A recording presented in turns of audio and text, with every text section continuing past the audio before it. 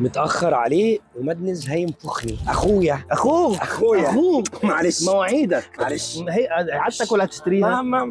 الحمد لله احنا عندنا ميعاد يوم الخميس الجاي، ما ينفعش اللي انت بتعمله ده. هو ورانا ايه الخميس الجاي؟ يا ابني يوم الخميس الجاي عندنا ايفنت وعندنا ريليسنج للاين قوي جدا جدا في اسكندريه. لاين ايه؟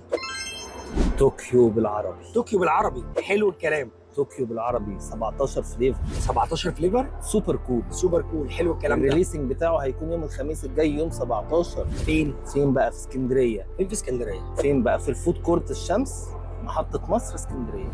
موضوع سهل جدا. فوكس عرفت انت كده، شفت بقى؟ حلو ده. هو اللي واخد اللاين هناك حصري واحنا رايحين نسلمه له. حلو الكلام، جميل معايا. انا معاك كده مواعيدك. لا هظبط مواعيدي والله، بس بالمره تعالى نعمل حاجه للناس حلوه، شويه عروض على عايز اجهزه، اقول لك اللي معمول هناك شويه جيف اويز، كل اللي تحلم بيه. هنعمل بلاوي، يعني مش هيبقى بس طوكيو بالعربي، هو طوكيو بالعربي الرئيسي بتاعنا وتحتيه ايه؟ مش عايز اقول بس هو كتير. يعني الراجل خراب. اقول لك على حاجه، صاحب فوكس مستورد اصلا، فالعب بقى انت براحتك بالاسعار.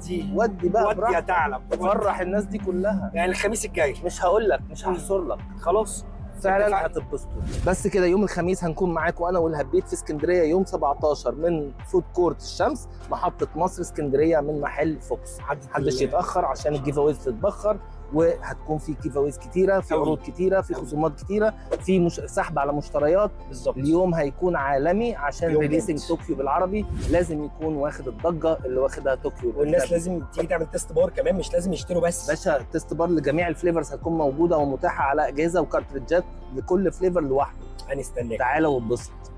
سلام.